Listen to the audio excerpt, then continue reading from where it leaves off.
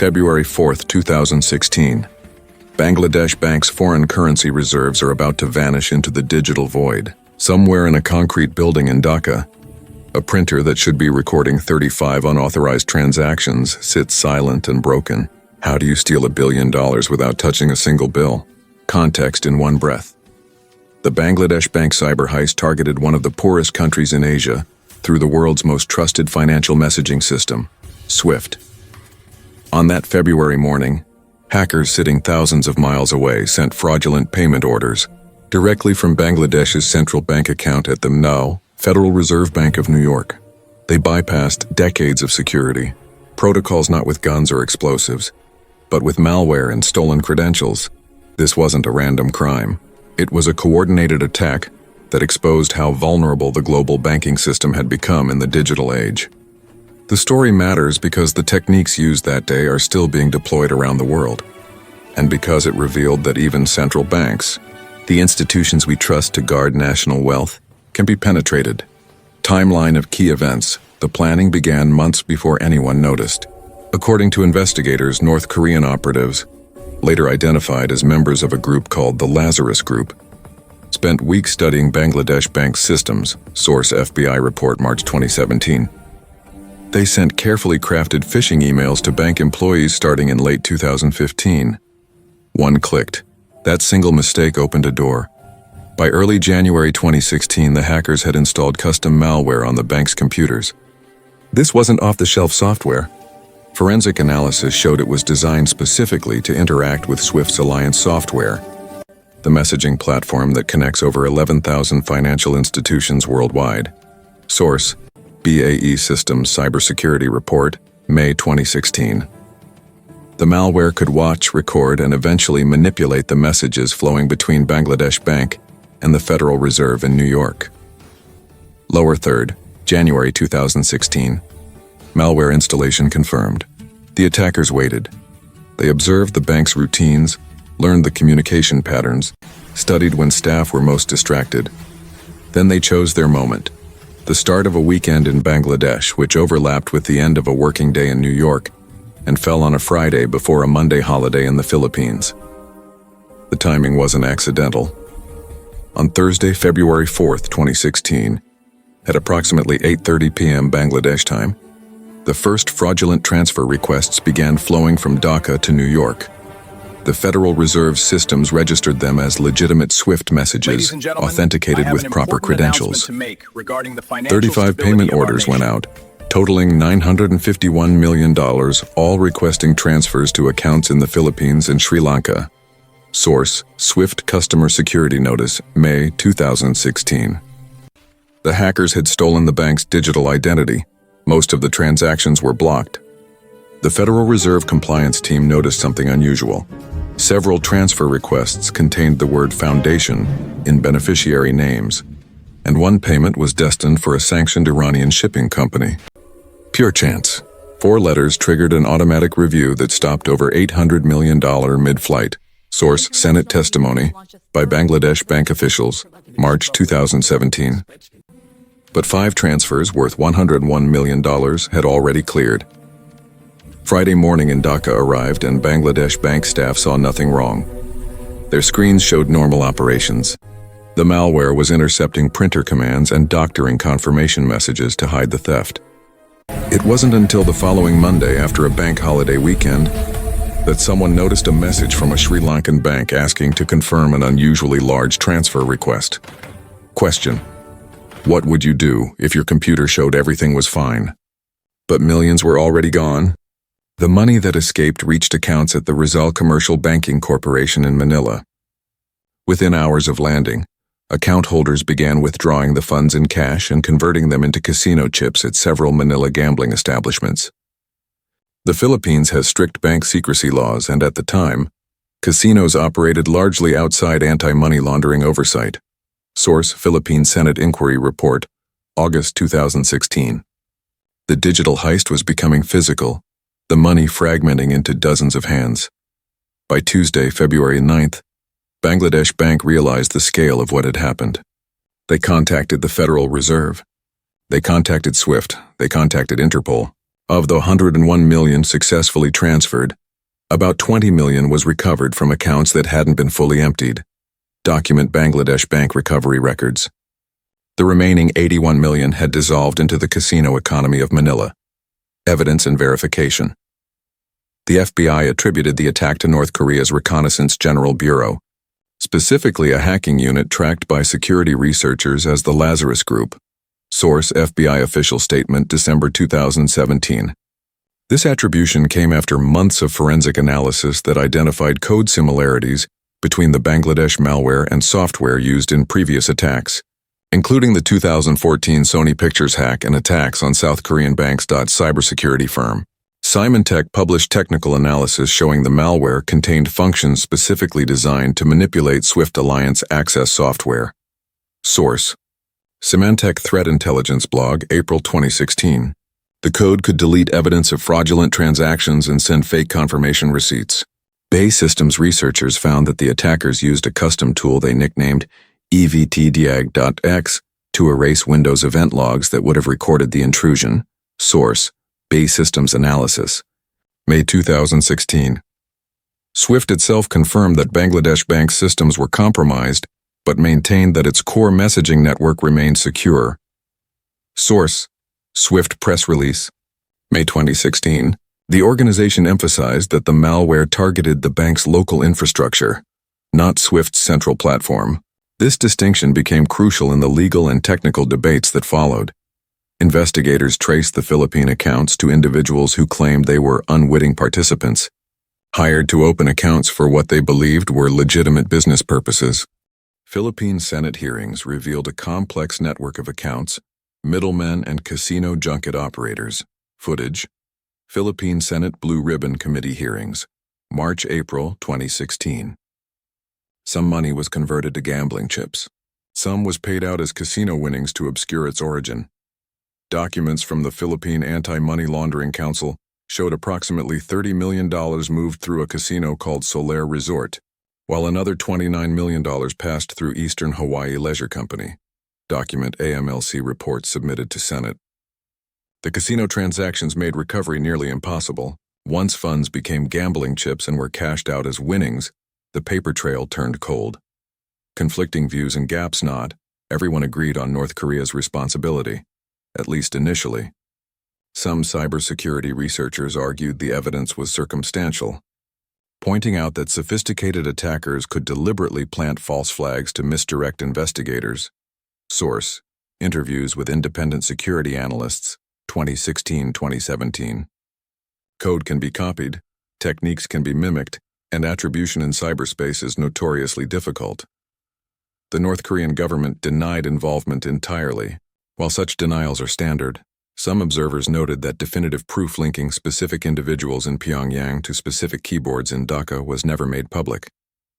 The FBI's attribution relied heavily on classified intelligence sources and code analysis that, while compelling to experts, wasn't independently verifiable by outsiders.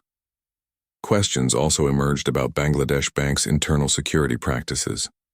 Swift conducted its own investigation and reported that the bank was using second-hand network switches without firewalls properly configured, and that its Swift credentials may not have been adequately protected. Source: Reuters report on Swift investigation findings, April 2016. Some analysts suggested the bank's security lapses were so severe that multiple threat actors could have penetrated the system. Info card. What we know: malware confirmed, 81 dollars lost. Unconfirmed, full recovery prospects, all participants identified. The Philippine investigation stalled on legal grounds. Casino operators claimed they had no obligation to monitor source of funds for large cash transactions, and bank secrecy laws prevented full disclosure of account holder details. As of 2017, no one in the Philippines had been criminally charged in connection with laundering the stolen funds, though civil cases continued for years. Source: Philippine Department of Justice statements, 2017. Human impact: the immediate victims were the people of Bangladesh, one of the world's most densely populated and economically vulnerable nations. $81 million represented a significant fraction of the country's foreign currency reserves, funds that support essential imports like food, medicine, and fuel. While the sum might seem abstract, it translated to real pressure on exchange rates and inflation that touched ordinary citizens buying rice at the market or medicine at the pharmacy. Bank employees faced intense scrutiny and stress. Several officials were suspended pending investigation. The bank's governor resigned under pressure in March 2016. For staff who had nothing to do with the security failures, the experience meant months of interrogation, public suspicion, and career uncertainty. Investigations revealed systemic underfunding of IT security, meaning individuals were being held accountable for institutional failures. The attack also damaged Bangladesh's international financial reputation. Credit rating agencies noted the breach in risk assessments. Foreign investors questioned the country's cybersecurity infrastructure. These reputational costs are harder to quantify, but persist longer than the missing money. Expert lens. Why it matters. Think of the global banking system as a massive conversation happening in a language only banks speak, facilitated by SWIFT. For decades, we trusted this conversation because access required physical presence in secure facilities. The Bangladesh heist revealed that attackers had learned the language and could impersonate trusted speakers from anywhere on Earth. The malware used was essentially a puppet, taking control of Bangladesh Bank's legitimate credentials to speak on its behalf. The Federal Reserve had no reason to doubt messages that arrived with correct authentication codes through proper channels. Security experts compare this to someone stealing your house key and security code. Once inside, they look like they belong there. What makes this attack significant in cybersecurity history is its specificity. This wasn't ransomware sprayed across thousands of targets. It was a carefully researched, custom-built operation, targeting one institution's unique setup. It showed that nation-state actors were willing to use sophisticated cyber capabilities, not for espionage or disruption, but for direct financial theft on an unprecedented scale. Sidebar. SWIFT, Society for Worldwide Interbank Financial Telecommunication, the messaging backbone of international banking. The attack forced a reckoning across the financial industry. If a central bank could be compromised, any bank could be. SWIFT issued new security guidelines. Banks worldwide conducted emergency audits of their systems. The incident accelerated the adoption of multi-factor authentication, network segmentation, and enhanced monitoring for SWIFT environments. In security terms, Bangladesh Bank became a case study taught in every cybersecurity certification program. Geopolitically, the case highlighted North Korea's asymmetric capabilities. Unable to compete economically or militarily with developed nations, the country allegedly built one of the world's most capable cyber warfare units. Cybercrime became both a revenue source and a strategic tool, allowing an isolated nation to reach into the vaults of countries thousands of miles away. Mini recap. Here's where we are. Skilled hackers, allegedly working for North Korea, spent months preparing a sophisticated attack on Bangladesh's central bank. They succeeded in stealing $81 million through fraudulent SWIFT messages, exploiting both technical vulnerabilities and lucky timing. Most of the money vanished through Philippine casinos and has never been recovered. What we don't know is who exactly executed the attack at the keyboard level, where all the money ultimately ended up, or whether the tactics have been refined for future operations. The investigation is technically closed, but the vulnerabilities it exposed remain a work in progress. The story doesn't end with the heist itself. It continues in courtrooms, in cybersecurity labs, and potentially in attacks we haven't detected yet. What's next? Scenarios. Scenario 1. Similar attacks continue. Confidence level high. Security researchers have documented multiple attempts using comparable techniques against banks in Vietnam, Ecuador, and other countries since 2016. Source: cybersecurity firm reports, 2016-2018. The Bangladesh blueprint proved that banks are viable targets for sophisticated state actors. As long as the risk-reward ratio favors attackers, these operations will persist. Scenario 2. Incremental improvements in bank security. Confidence level medium. SWIFT has mandated stronger security controls and many banks have upgraded their infrastructure. However, security is expensive and technical debt is real. Smaller institutions in developing countries may still lack resources for comprehensive protection. The weakest link remains vulnerable. Scenario 3. Recovery of additional funds. Confidence level low. After the first few months, recovery efforts produced minimal results. Money laundered through casinos and dispersed through multiple jurisdictions is extraordinarily difficult to trace. While civil litigation continues in Philippine courts, the prospect of recovering substantial additional amounts diminishes with each passing year. Scenario 4. Diplomatic consequences.